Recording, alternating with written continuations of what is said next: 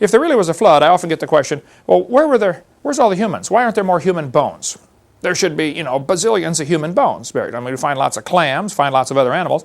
And it's true, of all the fossils formed, Jonathan, I don't know if you know the percentage. It's like 90% of all the fossils formed are marine organisms. Have you read something like that? 90 or 98. 90 or 98, animals that live in the water, okay? Very few mammal fossils are found, and very few, human fossils are found. Marvin Lubenow, in his book Bones of Contention, it's the best one I'm aware of on the topic. He's a creationist, but he spent years and years and years, like 25 years, studying all the human remains. He says there are about 4,000 human remains have been found. Now, and it's compared to clams, we find billions of those, or fish, we find billions of those. Why only 4,000? Well, there's a couple of things to consider. Why so few human bones are found? And by the way, they're all 100% human. Actually, the Neanderthals had thicker bones than we have. They were in much better condition. They were like, they say the average Neanderthal could pick up a football player and fling him over the goalpost. I mean, they were just incredible condition. The muscular structure must have been great. But when God made the world 6,000 years ago, there were two people, but it was full of plants and full of animals. 4,400 years later, it was still full of plants and full of animals and still not full of people.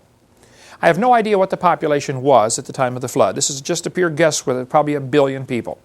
If you figure they're living 900 years and having 70 or 80 kids per family, that's what you need, Tanya, about 70 kids, right? It would be a large population in a hurry. But let's just pick a number and say there was 1 billion. Why are so few found as fossils? Well, the purpose of the flood, according to Genesis, was to destroy man off the earth. That's why God did the flood. The Bible says there were giants in the earth in those days, and there were mighty men of old. So, I don't know for sure what that means, but I suspect that might mean the people were actually bigger before the flood came. We've covered on video 2 about some of the giant fossil skeletons that have been found. People 9 feet tall, 10 feet tall, 12 feet tall. I don't know if everybody was that big or not, but certainly it appears some of them were. So there are several theories of why so few human bones have been found. Number one, there were less people to be killed. There aren't as many people available. So you're not going to find as many bones of them. Okay? You're going to find more animals and more fish and clams and stuff like that. Secondly, people are smarter than animals. Well, some people. And they would tend to avoid drowning until the last possible minute. Whereas animals would get surprised and covered up and buried, the humans would figure out some way to avoid this. Plus, it probably took about 6 months to kill everybody. I mean, the flood covered the world, but it doesn't mean it covered the whole world instantly. It rained 40 days and 40 nights. And probably what we see today, the continental shapes and everything, obviously is a pure coincidence based on the water level.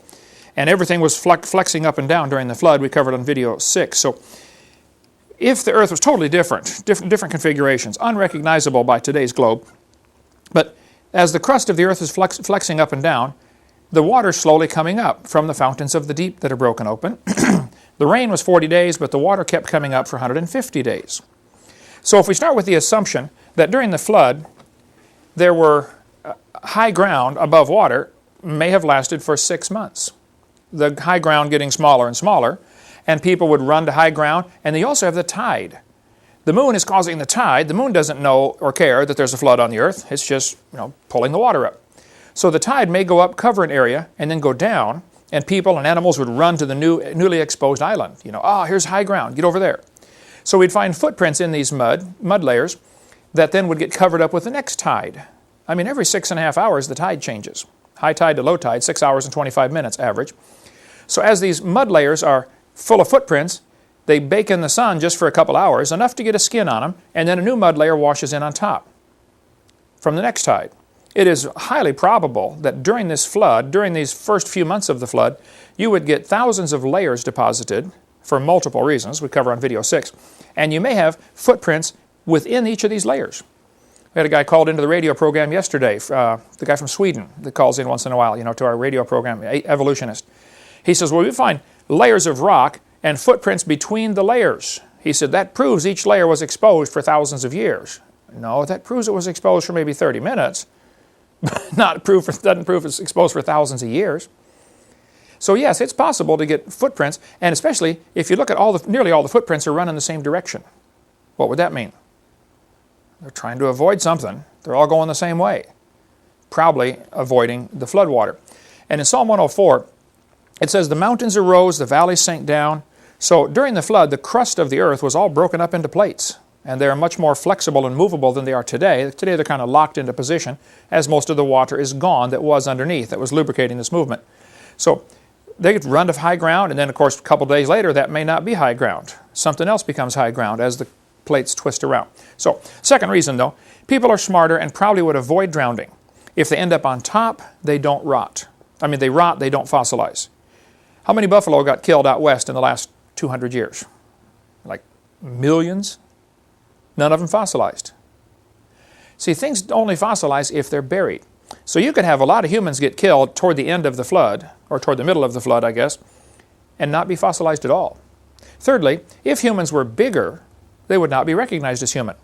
I mean, if you find a 5-foot thigh bone, you're not going to recognize it as a human. You're going to say, oh, it must be from a, a dinosaur cave bay or something. So those are the reasons why so few human fossils have been found. Fourthly, I'm not sure who's doing the counting.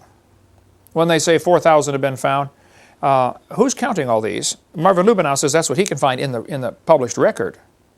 But how many things have been found that are human, fossilized, in certain layers, but it doesn't match the established scientific paradigm of the day, and so they say, we better not even report this.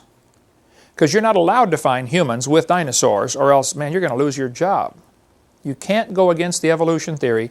It's a carefully protected state religion. I point out, no human and chicken bones have been found fossilized together in the same rock strata, anywhere in the world. So that proves humans and chickens did not live at the same time.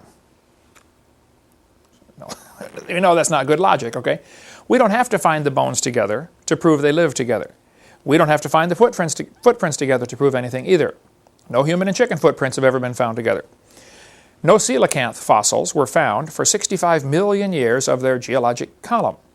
They've got their geologic column and they say, oh, coelacanths lived 65 million years ago. How do you know? Well, that's the last fossil we found of them. And then they find them still alive. What does that prove? For 65 million years, by their thinking, no coelacanths lived or no coelacanths fossilized. Obviously, they would say none, it just happened that none fossilized. Well, it could be that none of the humans fossilized either that were buried, or weren't buried deep enough, or they haven't been found yet. All kinds of reasons for that. I was in a debate with a former preacher turned atheist one time, the debate over Noah's Ark. One of his arguments was that Noah could not have built the ark like the Bible says because the Bible says Noah covered the ark with pitch. And he said, Hovind, don't you know pitch is made from oil, and oil is a post-flood product, according to your theory. The flood buried this world. All these animals got buried and squished and turned to oil. So if oil came as a result of the flood, then how could Noah have pitch to cover the ark? Well, that's based on a common misunderstanding. In Genesis 6, it says Noah covered the ark with pitch, within and without. Make it with pitch. Exodus 2. Moses was put in a little basket covered with pitch. So what is pitch? The Bible says in Isaiah chapter 34, the streams thereof shall be turned to pitch, the dust to brimstone, and the land shall become burning pitch. It shall not be quenched. The smoke thereof shall go up forever. Pitch, according to the 1828 Webster's Dictionary, which is in the library there, pitch is made from tree sap. There used to be huge industries taking pine trees, baking them down, getting the sap out, and making pitch just for waterproofing ships. Kind of like varnish today, or spar varnish, or linseed oil. There are many oils and things made that don't have to rely on something from a flood. It doesn't have to be something that was destroyed in the flood. Pitch, according to the dictionary, the resin of pine or turpentine. And there were giant factories all over America producing barrels and barrels of pitch to sell to ships in the 1800s, 1700s, 1800s. It was common. You bring a few extra barrels of pitch with you. If you get a leak in your ship, you tar it. So it does not have to be from flood-related deposits. I'm holding in my hand, I don't know if you guys can focus in on that or not, this is a piece of slate, or shale, I mean. There are probably 60 layers to it, real thin layers, and you can see oil oozing out the side. But right there on the surface is it's a fish. It's true that animals under pressure turn to oil. It's a fact. This fish was squeezed between these layers, and you can see the actual impression of the fish. There's no question that at least some of the oil in the ground comes from organisms, living organisms, fish, people, whatever, that are squeezed. But that doesn't mean Noah had to have this kind of oil to waterproof the ark.